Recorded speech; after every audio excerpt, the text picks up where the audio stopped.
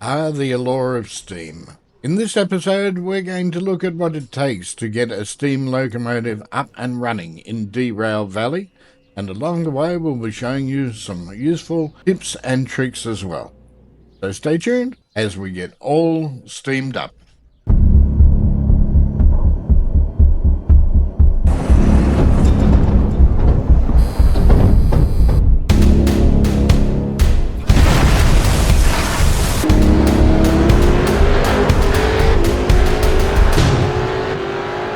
So in order to drive a steam locomotive in Derail Valley, you're going to need a few things. The first, of course, being the license for the steam locomotive you wish to drive. You get the license from the career manager as per usual. Select the licenses option. And as you scroll through the available list of licenses, you'll see there are two steam locomotives available. S060, the S is the designator for steam. 060 is the wheel configuration, so that means it has 3 driving wheels. Or S282, which is a steam locomotive of the 282 configuration, meaning that it has 2 leading wheels, it has 8 driving wheels, and it has 2 track wheels. I think they're called, the ones at the back anyway. We're going to start off with the S060 today in our training exercise. Okay, so let's go up to S060 and spend 20,000.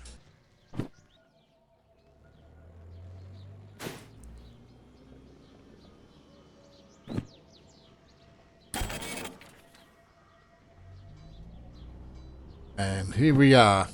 We have the S060 license. After acquiring the license for the steam locomotive that you want, the next thing to do is get yourself down to a shop and acquire the items that you're going to need to be able to fuel and oil the locomotive that you wish to run. Now, we're at the goods factory, and this is an ideal location because it has several items that are available specifically for steam locomotives that can't be found in other shops in Derail Valley. First of those is the types of shovels.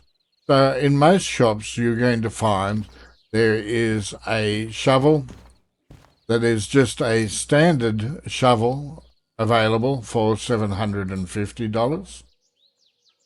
But here in Goods Factory, there are 2 other types of shovels that are available as well. We have an expert shovel for $2,500, and we have what's known as the golden shovel here for 7,000. I almost said pesos. $7,000. And we're going to look at the differences of each of these. So I'm going to actually acquire all 3 of those so that you don't have to.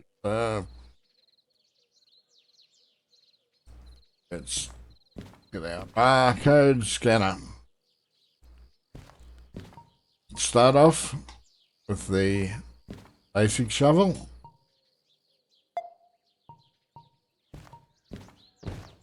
And let's also get the golden shovel. And let's get the expert shovel. Okay, so we're going to spend 10,000 on this, but that's okay. Good investment.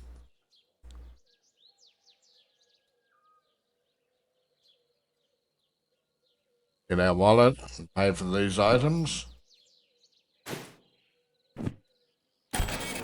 So there's our 3 shovels.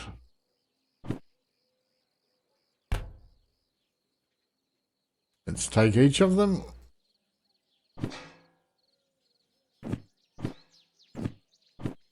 Okay. In addition to the shovels, you're going to need a couple more items. So one of the things that you're going to need is you're going to need a lighter if you don't already have one.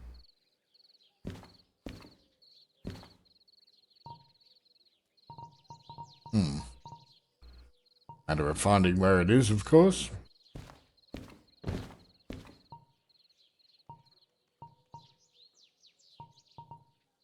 Here we go. So that's what the lighters look like. $350 for that. You're going to need, in addition to the lighter, I already have one, so I'm not going to buy another one now. In addition to that, you're going to need an end of train lantern will come in very handy. See why shortly. So let's purchase that one. And you're also going to need an oil can. So the oil can for the lubrication of the engine. If you don't lubricate your steam engines as you drive them, then you're going to be up for some very hefty repair bills. Now, matter of finding it, here it is here. Boiler. Okay.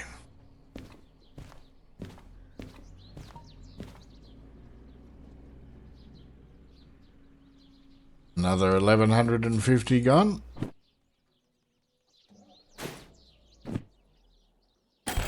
There they are. Okay. Now that we've got everything that we need to operate our locomotive, let's go and learn how to do that. So now that we've got everything that we need, it's just a matter of us locating our S060. Here it is here, as you can see, 3 sets of driving wheels, so that's 6 wheels. That's why it's a 060 with no trailing or leading wheels at all. Okay, so let's get inside and start learning what some of the controls are.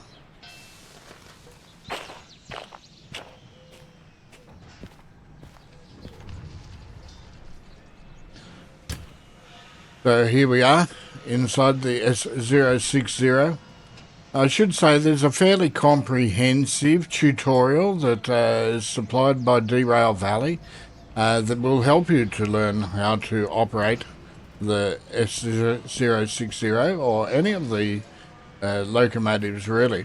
The first time that you jump into them after acquiring the license.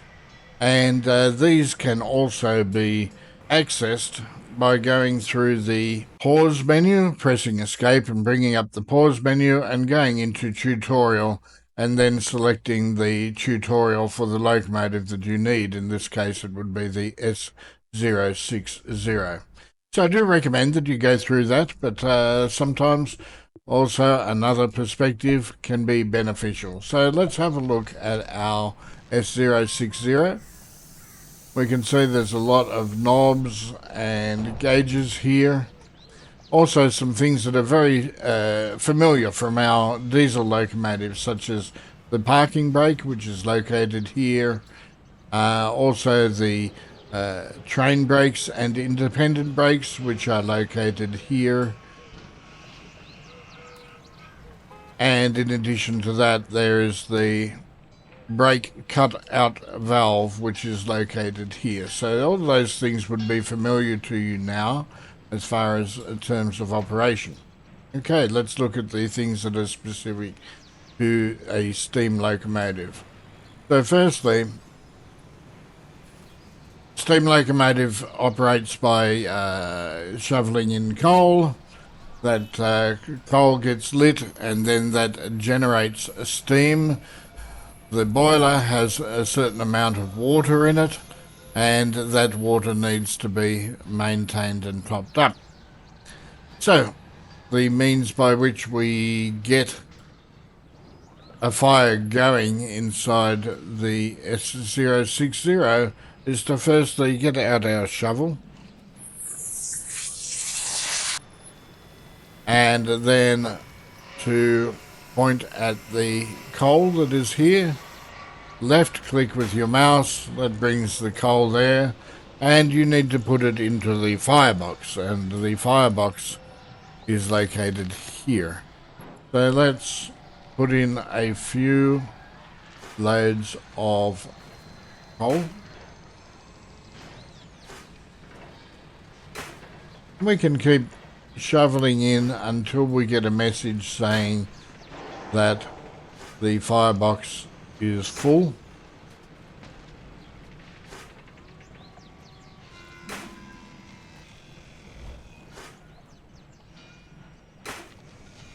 You can see quite a few shovels are needed initially to get the firebox full. You'll also know that the firebox is full when the coal no longer comes out of the shovel. We'll see that in a moment. So now we can see it says full, and we can no longer put coal into the firebox. Okay, let's get rid of the shovel. Let's now bring up our lighter. Open up our lighter, get it going. We can crouch down, press the left button, and we have now lit the coal. Okay, close the lighter, get rid of it. Next thing to do is to have a look at the water level and to make sure that we've got adequate water. So water is indicated in this gauge here. We can see that the water level is approximately halfway at the moment, which is an ideal position to keep your water in. You can add more water into the boiler by using this valve here. This is the injector valve. The injector valve will add water to the boiler, and you can see that gauge going up. If you have too much water in the boiler,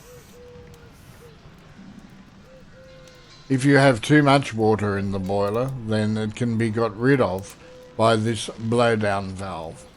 And that's just a matter of rotating it to the left, and we can see that it's allowing water to escape. We'll be seeing the water level decrease in the gauge as we go.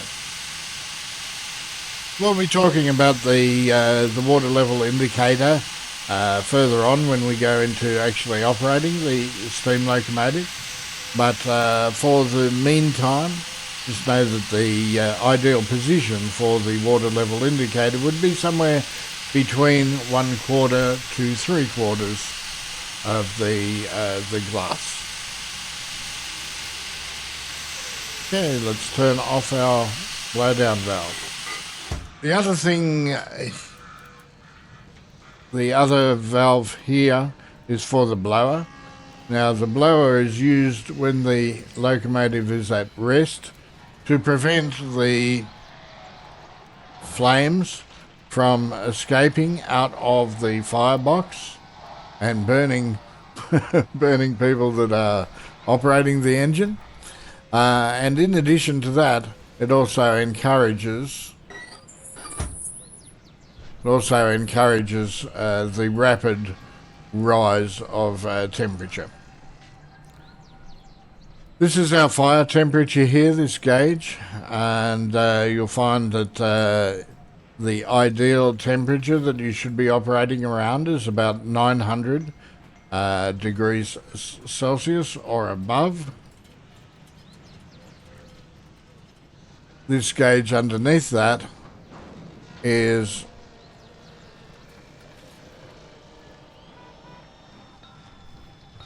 the amount of steam, or the steam pressure, inside the boiler itself. So currently we're over 9 bars, and ideally we want to be keeping it around about the 12 bars or thereabouts. we managed to increase the amount of steam by governing the amount of coal that is in the firebox, as well as the draft, that is the amount of air that is going through the firebox and out the chimney, and that is at the moment being controlled by the blower. And in addition, the amount of water that is in the boiler as well. Okay, let's go over here and have a look at a few other gauges. That's obviously the speedo. This here is the amount of steam in the chest. So this is only going to indicate a pressure once we actually get underway, and it's going to indicate how much steam pressure is available to us for the driving force. Finally, down here we have the sand. So sand, just the same as on a diesel locomotive, is used to increase traction and grip, and the sand can be controlled by this lever here. Other levers that are available, this one here is for the wipers, and that won't operate at the moment because we do not have electrical power working on this locomotive yet. There is a bell that can be activated, a whistle that can be activated,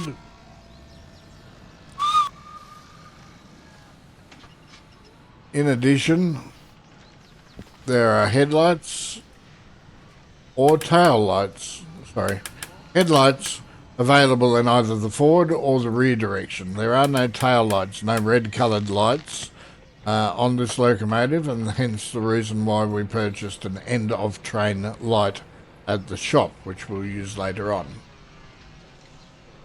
Okay, two other important levers here. This one here is the lever that is essentially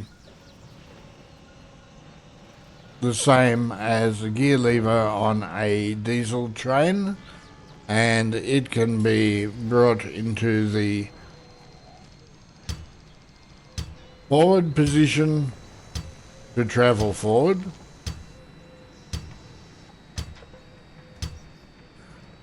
as the train gathers speed you'll be wanting to bring it back into a more neutral position. That's like changing gears in a car. And of course, if you go far enough back, we start going into reverse.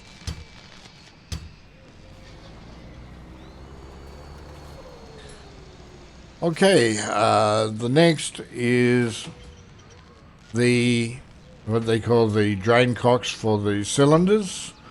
So water or steam goes through into some cylinders, which we'll look at shortly, and that steam, if it's not governed properly, is going to cool and become water, which we need to eject out of the cylinders. Otherwise we can cause damage to the cylinders as we travel along. We'll look at this more as we learn how to operate the locomotive. Okay, two other levers here. This one here, that one controls the amount of coal that we're burning, essentially. And normal operation, it is in the upright position. But if you want to decrease the amount of coal that you burn, for instance whilst you're stationary, you can decrease it. So it is the damper. And finally, if we want to dump the fire that is in the firebox, then we can pull this lever here. I'm not going to do it at the moment, but I wanted to show you that that's one you need to be very careful not to activate accidentally. We also have a light switch here, But again, that won't operate at the moment because we haven't activated our electrical power. So let's go ahead and do that.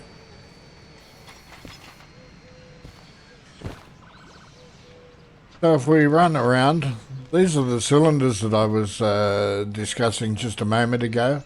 So basically the steam travels down into the cylinders. The cylinders then will drive the coupling rods and cause the wheels to turn.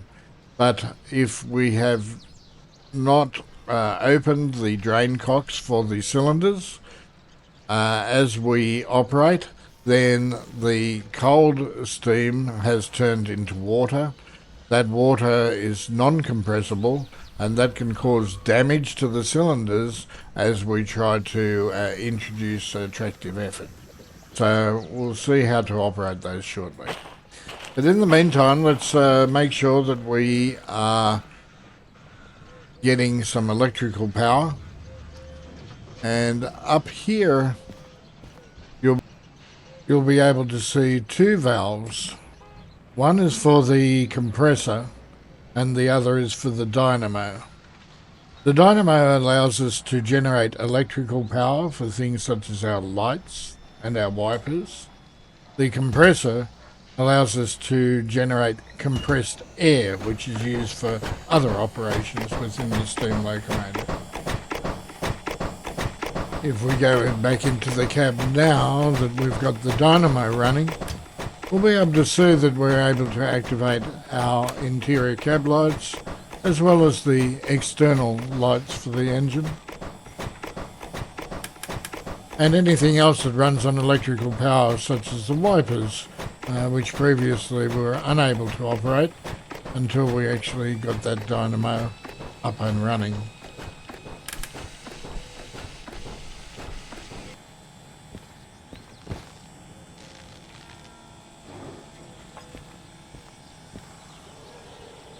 Unfortunately, there's also several other lubrication points that we need to ensure are full of oil before we travel too far with this engine. So, a couple of things we need to check. Here are the lubrication points. We just click on it, that will open up the cap.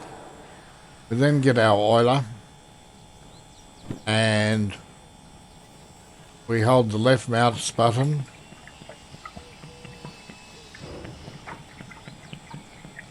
until we can see the oil is full.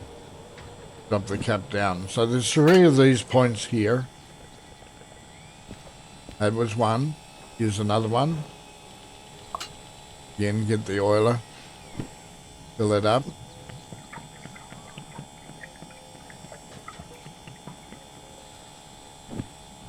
Third one.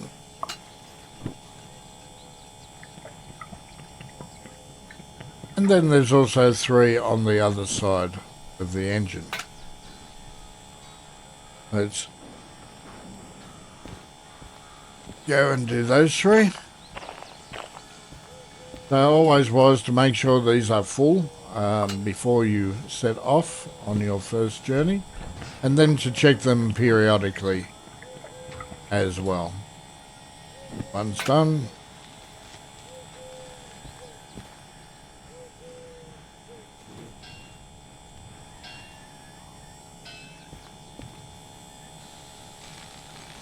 One needs doing. Where is it? Okay.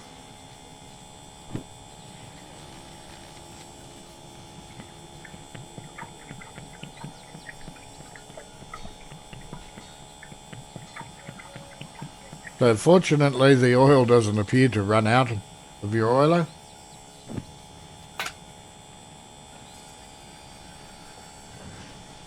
Okay, let's find the third one. This can be a little tricky to find.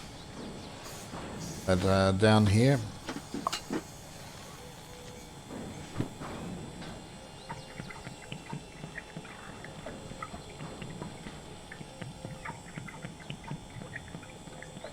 Okay, it's full as well. Right, so those ones are done, which is good. But we're not quite finished yet.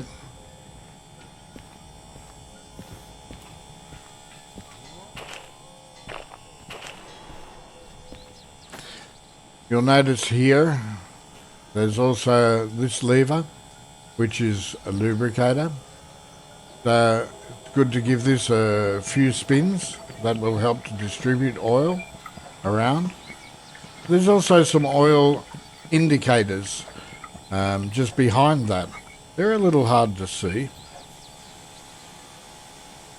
So let's bring out our lantern. Okay, so we can see these two windows here are indicators for oil levels as well, and just need to make sure that they're full or showing reasonably full at least. Okay, so now we have oiled up our loco. We have fired up our loco. We can see we have some pressure in the boiler. Our fire temperature is there, but it's very low. Let's have a look at why. And looks like our fire has gone out. So we left it unattended for too long. Get our shovel, put more coal in, and fortunately we're going to be able to relight this as well with the lighter. So we'll fill it up.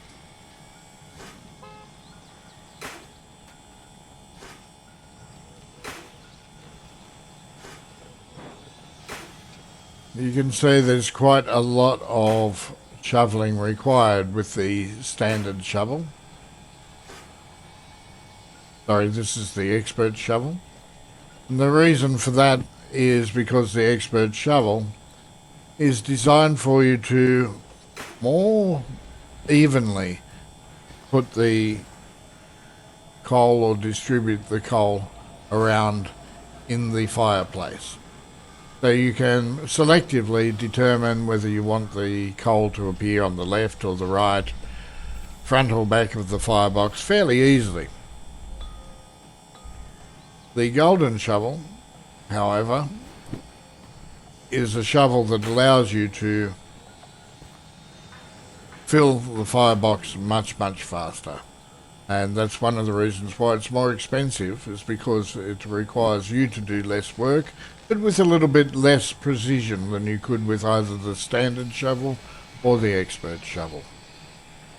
Okay, let's relight our fire. Under normal circumstances, if you're being attentive to your fire, you shouldn't have to go ahead and relight it. But I guess I wasn't being so attentive.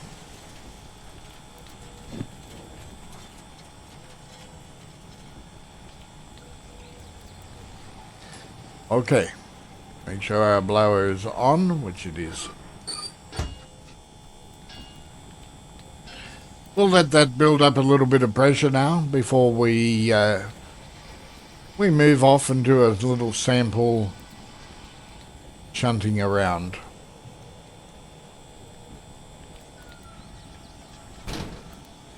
Let's check the water level.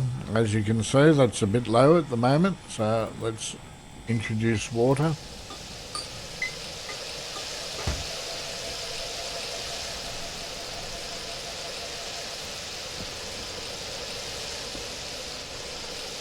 We can see our steam pressure has increased.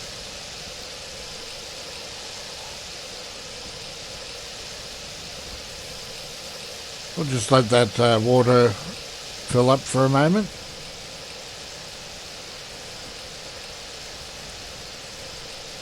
One lever that I did forget to show you earlier was the regulator.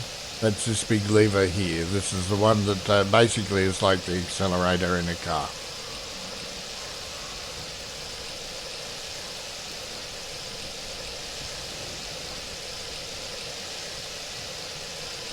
Okay, our water level is pretty good. What we're going to do is we're going to open those cylinder cocks.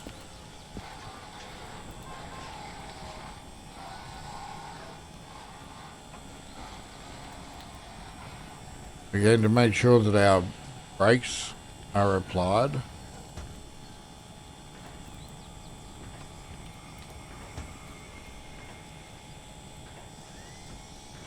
Okay, cylinder cocks are open.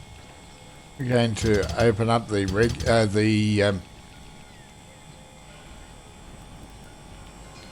governor and to take off the handbrake.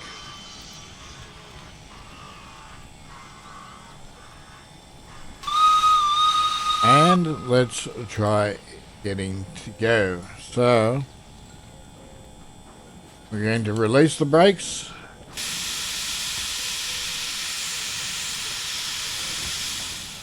And we're going to apply a little bit of the regulator.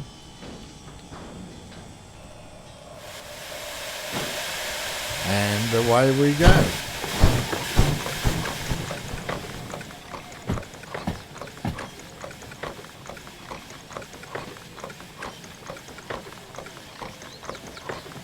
Now you can see the steam escaping out of the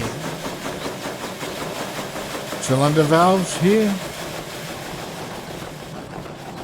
That's because we have the cylinder cocks open.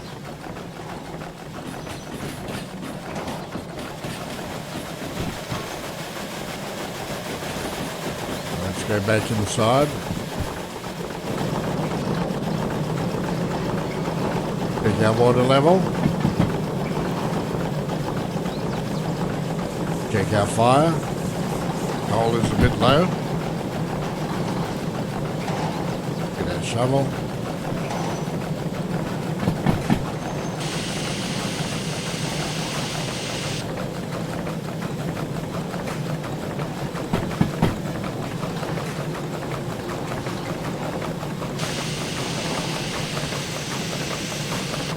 And we should also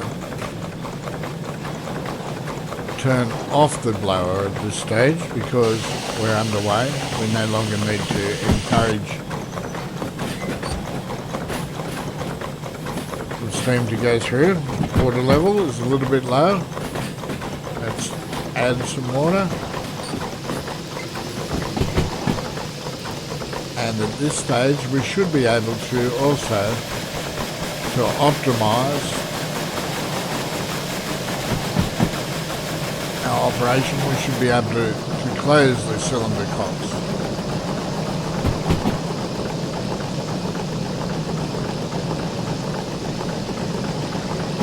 That prevents steam escaping when we don't want it to be. Now that we've got rid of the water out of the cylinder cocks, we should be okay until basically we come to rest again. And once we come to rest, before we move off, we want to open up the cylinder cocks once more. Okay, let's apply the brakes.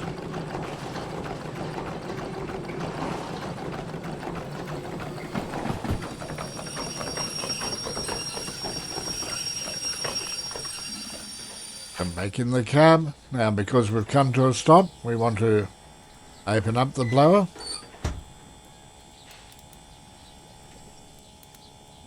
Check our water is fine, everything's good. That's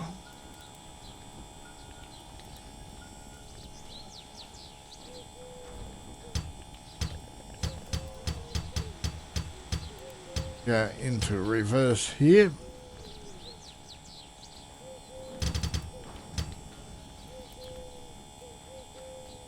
And now, as we release our brakes, let's just have a look at the pressure in the chest as we operate our regulator. We're moving. You can see that pressure in the chest increases once the regulator is open. We should also have opened up the cylinder cocks as well, because we once again had started moving. The steam had a chance to condense into water, and that being non-compressible could have caused an issue for us as we attempted to apply motive power.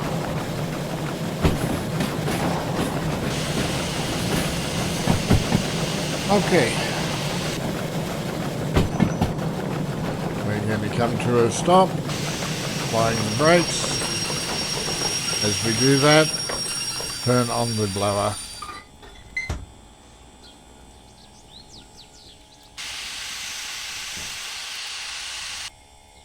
And there we are. That's how to operate a steam locomotive. As you go ahead and perform jobs using a steam locomotive, you're going to be using consumables which need to be replaced. Those consumables are both water and coal. Water level can be assessed by looking here in the water tanks. We can get an idea at least that there is water there.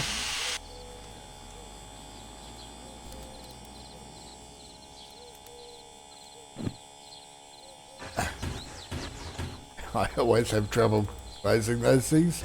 And then the coal level that is available to us is visible from the top of the bunker. So when you first start off, this is full, and obviously as you shuffle more coal into the engine, this level is going to decrease. So you need to make sure that you maintain adequate supplies of both, which can be found in the maintenance depots, the water tanks, as well as coal bunkers. Okay, now some hints and tips that I will show you. It's coming up next. Okay, let's firstly talk about monitoring. So when you're first using the steam locomotive, it can be a little bit daunting to keep an eye on all of the various levels of things that you need. Do you have enough coal in the firebox? Do you have enough water in the boiler?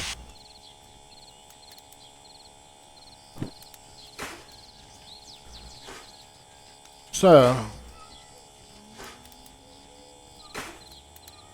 a handy tool that is available to you is to press F4. When you press F4, that brings up this control panel here.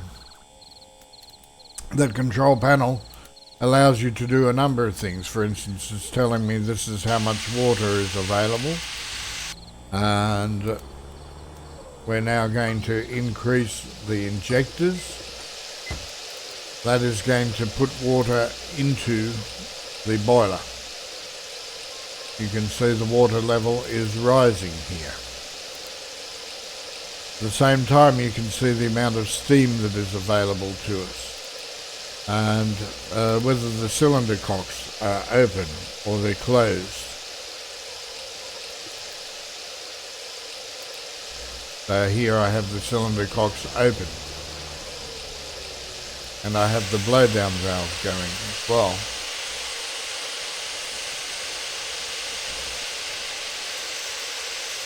So F4 is handy in order to be able to monitor what's going on. Fire temperature, blower, all of that is shown here at a glance. Okay. Now the next thing is how to set up your controls in order to best operate the steam locomotive. So there's a variety of different methods of doing that.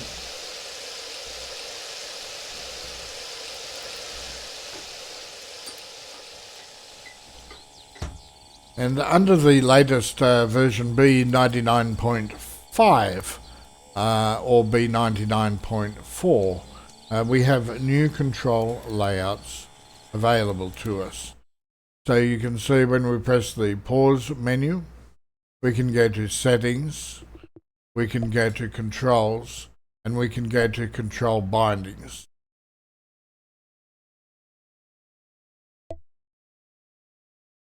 Now we have available to us all of the listing of all of the various controls that are available, including the train controls and other things.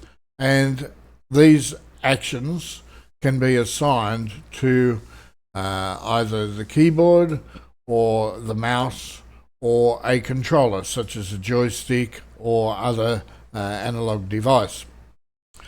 So we can see that a standard mapping is already set for most of these things.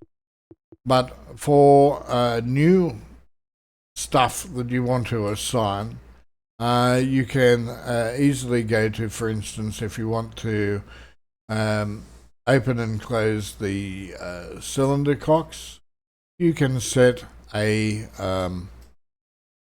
particular key to toggle that, so that they're either open or closed when you press a particular key, or if you choose to use a controller, to use a particular button on your controller to open or close the cylinder cocks, and so on and so forth. But one of the things that I've done here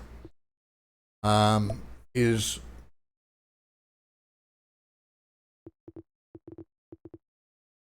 I've assigned a particular button to open and close the firebox. I've also set another button up to use the 9th item in my toolbar here, which happens to be at the moment the expert shovel, but let's change that. So I'm going to set hit caps lock, and I'm going to put maybe this shovel in its place. So this is the golden shovel. And now, if I hit the appropriate button, that automatically allows me to bring out my shovel or put it away. So in order for me to stoke the fire, then it's just simply a matter of me opening the firebox with a press of a button, bringing out my shovel with the press of another button, and then shoveling in the amount of coal that I want, press a button to put away the shovel, and press another button to close the firebox again. And so it's nice and quick and easy to operate without having to fumble around looking at particular keys and so on and so forth. So the binding for that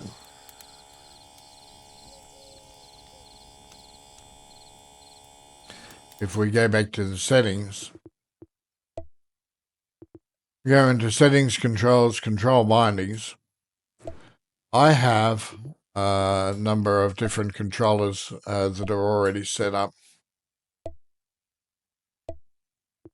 And we can see here, we go down to things like the blower and the blowdowns. They're both set to toggles.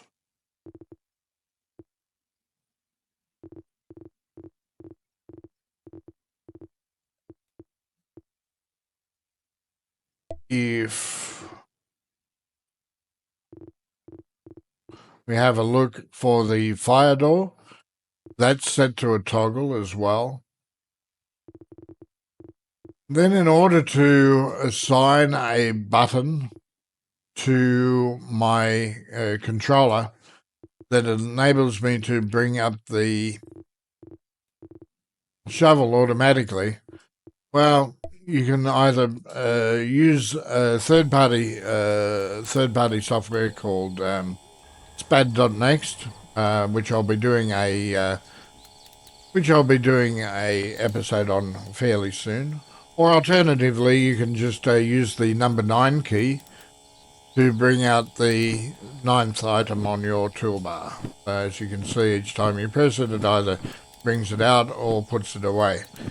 So if we have a look at the tab, you can see 1, 2, 3, 4, 5, 6, 7, 8, 9th is the golden shovel.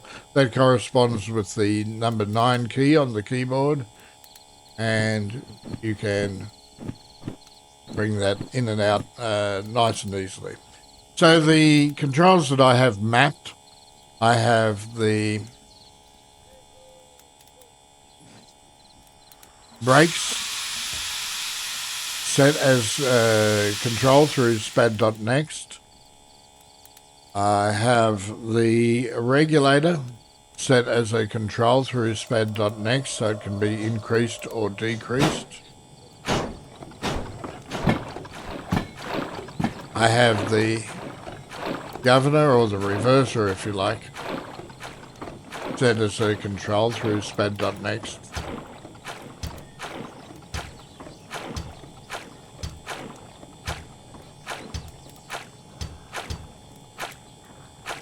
Then, through the controls within Derail Valley itself, I've got things set up, for instance, like the blowdown is a specific toggle for a button. The blower is a particular toggle for the button. The cylinder cock can be opened or closed as a toggle button as well. And the whistle is also set through spad.next. So if you want to see how I'm doing these things through the use of that third-party software called spad.next, stay tuned for a future episode and I'll be happy to show you that. But in the meantime, certainly it's a lot easier if you assign things like the firebox as a toggle to either a key on your keyboard or a button on one of your controllers through the inbuilt controls that are available to you in Derail Valley build B99.4 or above. Okay, so let's maybe head on back to where we came and then we'll do a little sample test drive. So we're going to make sure that our headlights are on because it's getting dark. Let's put our regulator into, sorry, I call it a regulator, but it's called a reverser most of the time, into full reverse. We're going to make sure that our cylinder cocks are open, that our blower is off, we have enough water, and we have enough fire. We do, and we'll get going backwards.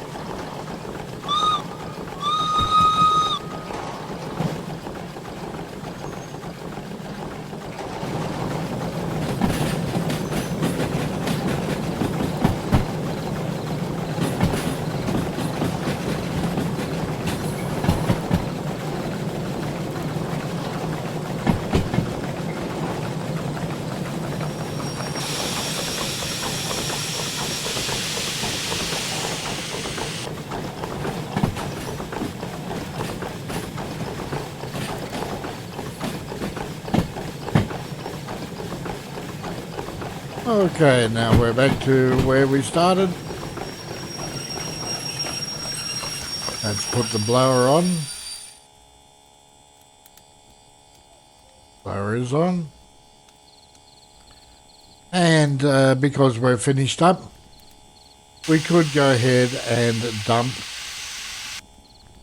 the fire. So let's do that.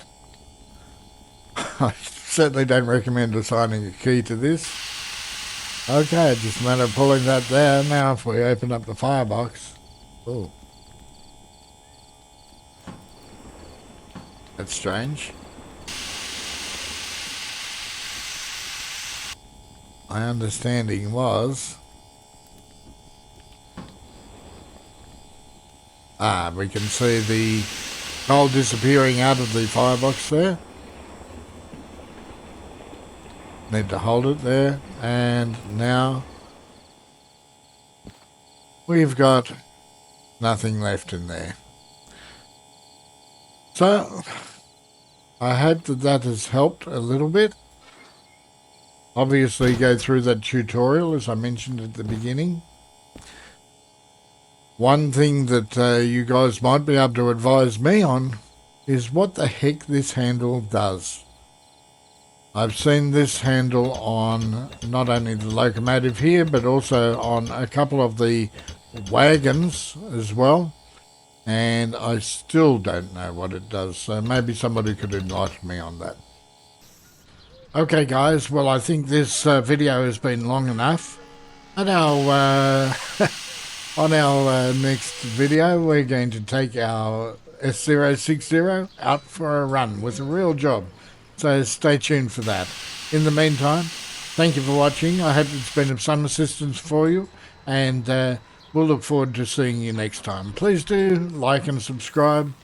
And see you again soon.